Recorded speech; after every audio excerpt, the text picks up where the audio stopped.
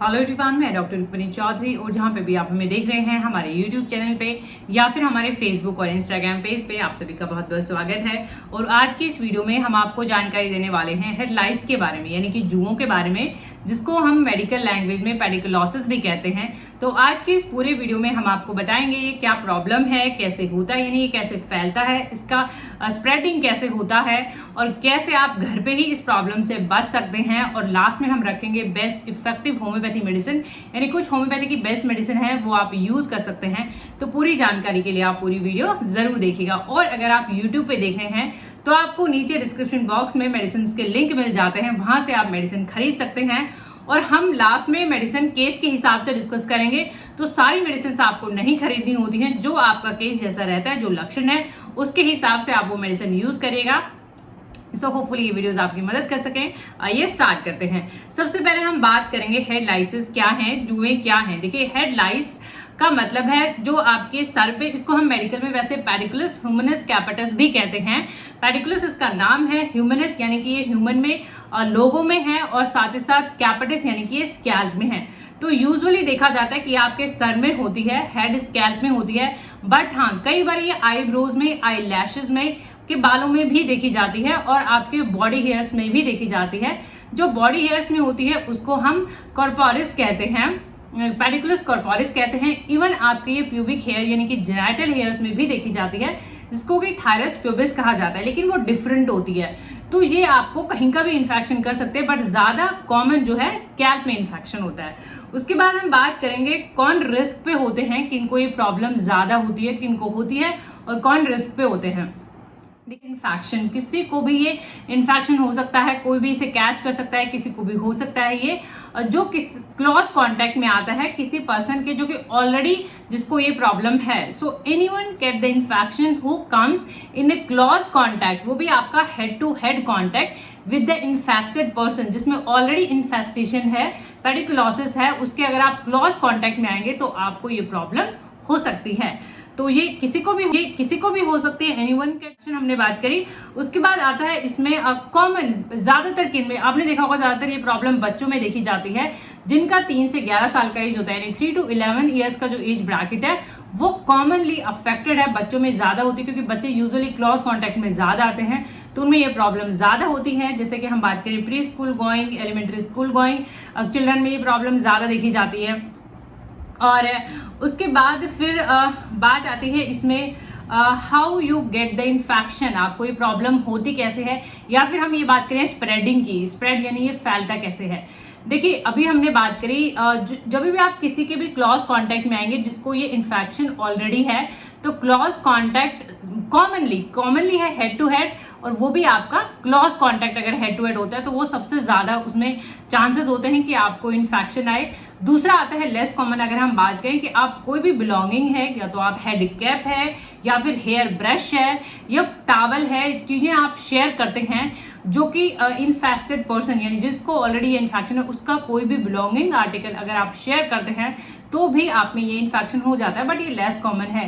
क्यों? क्योंकि इसका जो जैसे हमने बात करी इन्फेक्शन की, पेडिकुलस का मेन बात ये है कि वो 24 घंटे 48 घंटे के बाद उसको ह्यूमन ब्लड चाहिए लाइफ के लिए, यानी वो ब्लड सक करता है। ऑब्वियसली वो एक तरह का पैरासाइट है और आपके स्कैल्प में ब्लड के थ्रू ही उसकी लाइफ रहती है। तो जैसे वो अगर आपके स्कैल्प में नहीं रहेगा, बाहर किसी आइटम्स पे है, तो वो 48 घंटे यूजुअली देखा जाता है, 48 घंटे के बाद नया आप उसके कांटेक्ट में आएंगे, 48 घंटे से कम तक, तब वो आपके दोबारा से हेड स्कैल्प में जाके वहां से ब्लड सक करके अपनी लाइफ कंटिन्यू कर सकता है।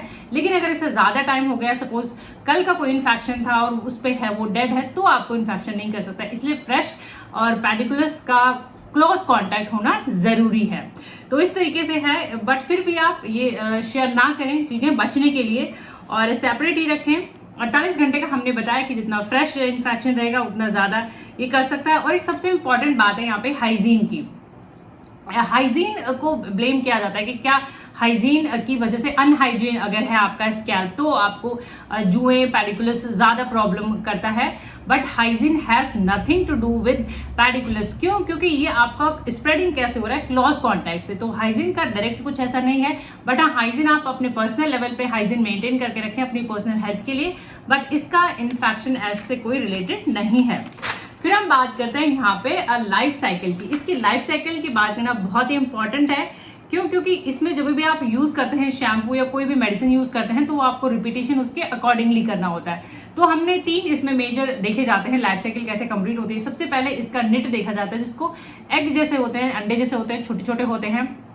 निट यानी जो बालों में जो आपका हेयर शाफ्ट होता है, जिनको लीक भी कहते हैं, वो चिपके हुए होते हैं बिल्कुल, और बहुत ही ज्यादा मुश्किल होता है उनको निकालना। बिल्कुल अगर नया इन्फेस्टेशन है तो देखिए वो बालों के बिल्कुल पास में होते हैं, अगर पुराना हो चुका है तो थोड़ा हेयर शाफ्ट के वो दूर भी आ जाते हैं। तो निट यानी अंडे जैसे जो होते हैं और ये हफ्ते 10 दिन में हैच कर जाते हैं, यानी ये कन्वर्ट हो जाते हैं एक बेबी लाउस में। उसके बाद आता है इसका निम्फ, जिसको हम बेबी लाउस कहते हैं, यानी जुएं जो मेन होती हैं बट जो छोटी होती हैं, यानी बेबी जुएं हम उनको कह सकते हैं, बेबी लाउस जो छोटे होते हैं। फिर लास्ट में आता है इसका मेन लाउस जो कि बड़ा होता है, एडल्ट हम जिसको कहते हैं बड़ा, बिल्कुल प्रॉपर मैच्योर जो होता है लाउस। तो इस तरीके से इनका लाइफ साइकिल कंप्लीट होता है। और अगर हम बात करें निट की, तो निट हफ्ते 10 दिन लगाता है हैच करने में, और फिर हफ्ते 10 दिन के बाद वो कन्वर्ट हो जाता है बड़े वाले लाउस में। तो यानी इस तरीके से होता है इसका लाइफ साइकिल कंप्लीट। और ह्यूमन हेड यानी ब्लीडिंग, इसके ब्लड इसके लिए बहुत जरूरी है इसकी लाइफ के लिए। तो जैसे बाहर कॉन्टैक्ट में आएगा तो ये डिस्ट्रॉय हो जाता है, तो इनका लाइफ कंटिन्यू नहीं हो पाता है। तो ह्यूमन हेड में ही यहीं पे इनका लाइफ कंप्लीट होता है। फिर हम बात करते हैं यहाँ पे साइन एंड सिम्टम्स की बात करते हैं। क्या साइन एंड सिम्टम्स होते हैं, क्या लक्षण होते हैं? नॉर्मल सी बात है, अगर आपको प्रॉब्लम होती है, आपको एक टिंगलिंग जैसा लगता है, यानी कुछ ऐसा लगता है क्रॉल कर रहा है, सर में कुछ चल रहा है। बहुत से लोगों को खुजली भी होती है। खुजली क्यों होती है? क्योंकि जब भी ये बाइट करते हैं आपको तो एक बॉडी में रिएक्शन होता है, और रिएक्शन की वजह से आपको ईचिंग यानी कि खुजली होती है। बहुत से लोगों में देखा गया है कि किसी को एलर्जिक रिएक्शन ज्यादा हो जाता है, या फिर सौर कहें कि मान लो आप स्क्रैच करते हैं बार बार उस जगह को, तो वहां पे थोड़ा सा बुन घाव टाइप में बन जाता है, सोरनेस हो जाती है। बहुत रेयरली देखा जाता है, इतने कॉम्प्लिकेशन नहीं होते हैं यूजुअली, कुछ कुछ लोगों में ये कॉम्प्लिकेशन देखे जाते हैं। तो इस तरीके इरिटेबिलिटी, एक चिड़चिड़ापन हो सकता है ऑब्वियसली अगर आपको प्रॉब्लम है। फिर बात करते हैं डायग्नोसिस की, जांच की। देखिए बहुत ही आसान है इसको देखना, बाय लुकिंग थ्रू आप इजीली इसे देख सकते हैं। खुद ही सेल्फ डायग्नोसिस भी है ये, खुद भी आप इसे देख के डायग्नोस कर लेते हैं। बट फिर भी क्योंकि कई बार क्या होता है, किसी को डेंड्रफ भी होता है, किसी को सोरनेस की जो हमने बात करी एलर्जिक रिएक्शन, किसी को और प्रॉब्लम भी हो सकती है, तो एक बार डॉक्टर विजिट आप कर सकते हैं, हेल्थ केयर प्रोफेशनल आप विजिट कर सकते हैं। तो डायग्नोस बहुत ईजिली कर सकते हैं इसे। माइक्रोस्कोपिक भी देख लेते हैं कई बार, अगर कोई और प्रॉब्लम तो नहीं है साथ में। फिर बात करते हैं कॉम्प्लिकेशन की। जैसे हमने इनिशियली बताया कि यूजुअली कोई ऐसा कॉम्प्लिकेशन नहीं इनकी बड़ी प्रॉब्लम अगर आप इसे ठीक नहीं करते हैं तो देखा जाता है कई बार सॉरनेस हो जाते हैं, कुछ एलर्जिक रिएक्शन किसी किसी में देखे जाते हैं, सब में ऐसा नहीं होता है। बात करते हैं ट्रीटमेंट की, मोस्ट इंपॉर्टेंट, कि अगर आपको कोई प्रॉब्लम है बच्चों में अगर है तो कैसे आप इसे ट्रीट करें। बहुत आसानी से आप इसे ट्रीट कर सकते हैं। एक हम बात करेंगे घर पे ही आप इसे कैसे ठीक करें।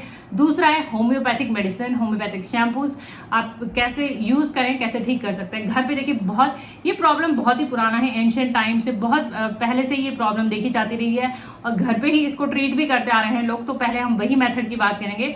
सबसे पहले तो हम बात करते हैं हेयर रिमूवल की, यानी पहले भी देखा जाए बच्चों के बाल कटा देते हैं, ट्रिम करा देते हैं हेयर्स, ठीक है करा सकते हैं। जो बच्चे फेवर में है, कुछ बच्चे नहीं पसंद करते हैं, तो जो करा सकते हैं उनको आप करा सकते हैं, क्योंकि ऑब्वियसली फिर वो बाल ही उनके लिए चाहिए, तो वो अगर नहीं होते हैं तो फिर वो नहीं मल्टीप्लाई करते हैं, और इससे आप आसानी से बच सकते हैं।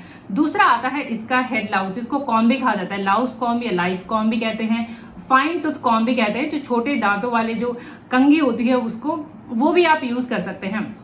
अगर वो आप यूज करते हैं तो वो निकल जाते हैं, बड़े वाले भी निकल जाते हैं।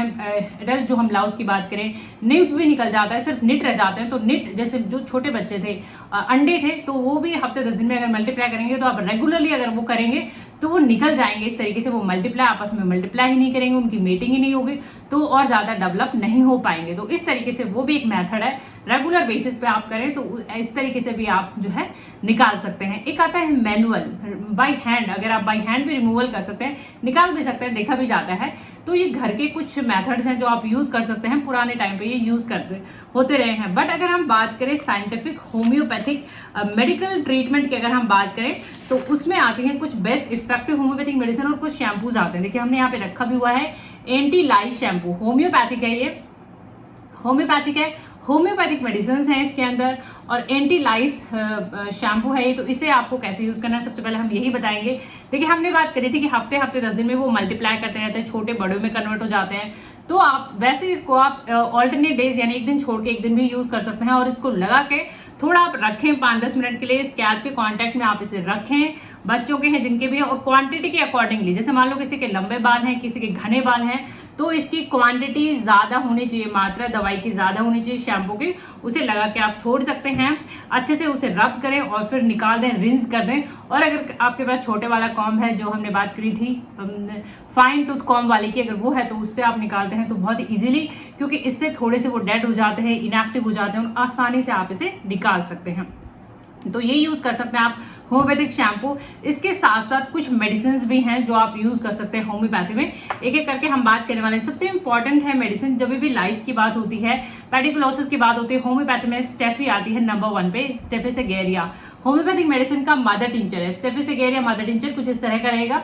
और करना क्या होता है कि आपको पूरे सर में इस तरीके से बड़ी छोटी जैसे भी आप मेडिसिन ले लें और पूरे सर में उसको लगा के रख के आधा घंटा छोड़ सकते हैं। करना कैसे है, सर धो लेना है, हेड वॉश होना चाहिए, क्लीन एंड ड्राई, साफ होना चाहिए, सर सूखा होना चाहिए, और मेडिसिन तेल नहीं लगा होना चाहिए, वो ये लगा के छोड़ सकते हैं। बहुत से देखे हैं हमने पेशेंट मिक्स एंड मैच कर लेते हैं, मेडिसिन के साथ तेल लगा रहे हैं। ऐसा बिल्कुल ना करें, क्योंकि कोई एलर्जिक रिएक्शन हो सकता है, जैसा हमने बात करी थी कॉम्प्लिकेशन में। तो ऐसा आप ना करें, बस एक टाइम पे आप इस तरीके का एक ही सिंपल सा मेथड यूज करें, लगा के छोड़ने स्टेफी का मदर टिंचर आधे घंटे के बाद, फिर उसे धो लें। और ये भी आप एक दिन छोड़ के एक दिन कर सकते हैं। तो ये वाला मेथड भी आप कर सकते हैं, होम्योपैथिक मेडिसिन है। फिर हम बात करेंगे लाइकोपोडियम की। ये मेडिसिन है जो आपको ऑरली यानी मुंह में खानी होती है, एक तरह से पीनी होती है। इन दवाओं पे देखिए ड्रॉपर लगे हुए थे। तो लाइकोपोडियम आप उन बच्चों को दे जिन बच्चों का लो कॉन्फिडेंस रहता है और जिनको थोड़ी बहुत गैस्ट्रिक प्रॉब्लम भी रहती है, पॉट बेली स्टमक टमी जिनका रहता है, तो लाइकोपोडियम दे सकते हैं। सेम वैसे ही 30 से 200 पाव में बच्चे को 2-2, 3-3 बूंदे सुबह दोपहर शाम खाने से पहले दिन में 2-3 बार आप दे सकते हैं। और ये मेडिसिन 2-4 हफ्ते आपको कंटिन्यू करना पड़ेगा और वॉचफुल देखते भी रहना पड़ेगा कि बच्चे को धीरे धीरे निकल रहा है इन्फेक्शन। बट हाँ, शैम्पू आपको हर मेडिसिन के साथ यूज करना है। शैम्पू लगाने में, दवाइयां आपको खाने में लेनी है। उसके बाद हम यहाँ पे बात करने वाले हैं लेकेसिस की। लेकेसिस भी एक बहुत अच्छी मेडिसिन है होम्योपैथी की। 30 से 200 पाव में सेम वैसे ही लेनी है, सेम ड्रॉपर लगा हुआ है। और ये मेडिसिन ध्यान रहे, मेडिसिन मुंह में लेनी है, खानी है, ये लगानी नहीं है। तो हर एक मेडिसिन को ध्यान से सुने। लेकेसिस आप उन बच्चों में तो जो बहुत ज्यादा टॉकेटिव होते हैं, बहुत बात करते हैं, बहुत जिनमें जेलसी होती है, इस तरह के, और लाइस तो मेन रहेगा ही रहेगा, इन्फेक्शन मेन है। उसके बाद यहाँ पे मेडिसिन है सल्फर। देखिए सल्फर होम्योपैथी में एक ऐसा मेडिसिन है जो अनहाइजेनिक, जो नहाने से मना करते हैं, जो अब जिनका अपीयरेंस भी थोड़ा अनहाइजेनिक होता है, यानी थोड़े साफ सुथरे, जो पसंद नहीं करते हैं नहाना, इस तरीके का थोड़ा आलसपन टाइप में जो रहते हैं, तो ये सल्फर मेडिसिन है। तो सल्फर का आपको ऐसे करना है, सल्फर का सिर्फ 1 डोज देना है 30 से 200 पाव में, 2-3 बूंदें देनी है, फिर कोई मेडिसिन नहीं देनी है आपको। हफ्ते 10 दिन तक सिर्फ देखना है और एक बार में ही एक मेडिसिन यूज करके आपको देखना है, और शैम्पू आपको लगातार यूज करना है। उसके बाद मेडिसिन है यहाँ पे नक्सवामिका। ये सारी दवाइयां लाइस के ऊपर बेस्ड है, यानी कि सर में अगर जुओं का इन्फेक्शन है, पेडिकुलोसिस है, उसके ऊपर है, सिम्टम के ऊपर है। होम्योपैथी में बहुत सी मेडिसिन है, लाइस के लिए काफी सारी मेडिसिन है। तो देखिए नक्सवामिका है। नक्सवामिका आप तब दे जब बच्चों को भूख लगना बंद हो गई है, लॉस ऑफ एपेटाइट हो गया है, गैस्ट्रिक प्रॉब्लम हो गई है, आंखों के आगे डार्क सर्कल्स नीचे हो गए हैं, तो ये अगर है प्रॉब्लम, साथ ही साथ सिम्टम्स हैं, तो आप नक्सवामिका दे सकते हैं। 30 से 200 पाव में स्टार्ट करें बच्चों में तो 30 से करें। सेम वैसे ही ड्रॉपर लगा हुआ है, 2-2, 3-3 बूंदे सुबह दोपहर शाम देनी है। एक टाइम पे सिर्फ एक मेडिसिन यूज करनी है, केस के अकॉर्डिंगली मेडिसिन यूज करनी है, क्या प्रॉब्लम है, कैसे प्रॉब्लम। और भी काफी सारी मेडिसिन हैं, जैसे सोराइनम है, सल्फर की हमने यहाँ पे बात कर ली है, आर्सेनिकम है, कार्बो एनिमेलिस है, काफी सारी दवाइयां हैं कि उनके साथ साथ उनको और क्या इन्फेक्शन है, जैसे किसी को जुए हैं, साथ में डेंड्रफ भी है, तो अलग मेडिसिन हो जाएगा। इस तरीके से सिम्टम के हिसाब से मेडिसिन बदल सकता है। सो होपफुली ये वीडियो आपकी मदद कर सकें। आप वीडियोस लाइक करें, वीडियोज आप शेयर करें। अगर फेसबुक पे देख रहे हैं तो वीडियोज लाइक शेयर करें, पेज फॉलो करें, और अगर आप यूट्यूब पे देख रहे हैं तो लाइक करें, शेयर करें, चैनल को सब्सक्राइब करें, बेल आइकन घंटी दबाएं, अपडेटेड रहें। कुछ भी वीडियो में अगर मिसिंग लगे, कुछ और अपडेट आपको चाहिए, तो वीडियो के कमेंट बॉक्स में आप कमेंट जरूर करें।